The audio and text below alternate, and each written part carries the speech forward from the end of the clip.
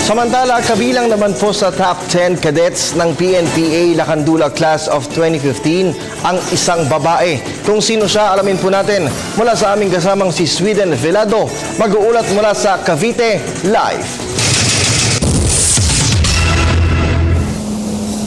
Kirby, talaga namang sa kahit anong karera o propesyon ay hindi talaga magpapahuli ang mga huwana kahit nasa propesyon na mas pinangingibawan nga ng mga lalaki. Alam mo Kirby, sa pagtatapos na nga nasa 246 na kadete ngayong araw dito sa PNPA, 20 rito ay babae at gaya nga nung nabanggit mo kanina, sa hanay ng 10 top notchers, ang nag-iisang lakambini na nakapasok bilang top 10 ay walang iba kundi si Jail Cadet Julian Laurel Aguilar na tubong Antipolo City. At bago pa man magsimula itong pagtatapos dito sa PNPA Kirby, ay una nating eksklusibong nakausap itong si Aguilar at ibinahagi niya sa atin na sa loob ng PNPA kailanman ay hindi siya nakaranas ng diskriminasyon maging ng special treatment.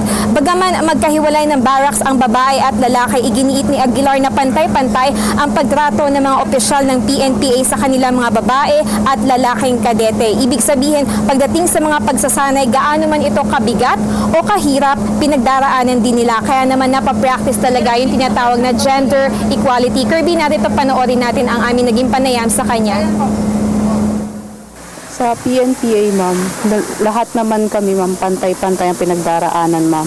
Mapa babae man o lalaki, ma'am, pantay-pantay po ang pagtrato sa amin in terms of sa training, sa academics, pati na rin po yung pag-aasikaso ng mga underclass, upper class, at ang turing ng mga tactical officers. Ang kaibahan nga lang po ay ang mga babae ay konti lang po kung kumpara sa mga kalalakihan. Ngunit sa pangkalahatan, ma'am, ay pantay naman po ang pagtrato, ma'am. Sa 246 na magsisipagtapos na kadete, 20 rito ay mga babae. Habang sa hanay naman ng 10 mag-aaral na gagawaran ng Plaque of Merit, isa ay babae. At ang lakambining ito ay walang iba kundi si Jail Cadet Julian Laurel Aguilar. Bago pumasok sa Philippine National Police Academy, nagtapos si Julian ng kursong Bachelor of Arts in Public Administration sa University of the Philippines, Diliman. At ang naging inspirasyon niya para pumasok sa premyadong akademiya ng PNP ay kanyang ama. Ang pinaka nag-udyok sa akin upang sumali sa academy o pumasok sa akademya ay ang aking ama na isa rin pong alumni ng academy. Siya po ang nag-top sa kanyang klase.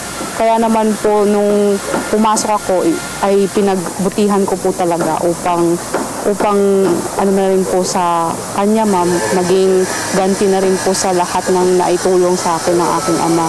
Bukod sa Plaque of Merit na matatanggap ni Julian, gagawaran din siya ng Chief Bureau of Jail Management and Penology Kampilan Award sa paglabas ni Julian sa akademiyang nagsilbing tahanan niya sa loob ng 4 na taon. Handa na umano siyang harapin ang mga panibagong pagsubok sa kanyang pagpasok sa BJMP. At kasabay pa rin ng paggunita sa National Women's Month, patunay si Julian na ang kababaihan ay kayang-kayang makipagsabayan sa kalalakihan maging sa propesyon kung saan nangingibabaw ang presensya ng mga lakan. Ang mga kababaihan, hindi lang po sila aspeto lamang. Ang mga kababaihan po ay kaya rin pong sumabay sa mga kalalakihan sa kahit anong propesyon o gawain. Ang kailangan lang po natin ay ang determinasyon upang magtagumpay sa lahat ng ating ginagawa. Kirby, nabanggit nga kanina na si Jail Cadet Julian Aguilar ay papasok sa BJMP dahil dito sa PNPA, yung mga kadete nagsisipagtapos ay maaari silang pumili sa 3 bureaus na maaari nilang pasukan. Una dyan ay ang Philippine National Police, pangalawa ay yung Bureau of Jail Management and Penology at yung Bureau of Fire Protection. At yan ang ating eksklusibong panayam kay Jail Cadet Julian Aguilar mula dito sa Camp General Mariano Castañeda sa Silang, Cavite. At para sa Telebisyon ng Bayan, ako si Sweden Velado. Alright, maraming salamat sa iyo, Sweden.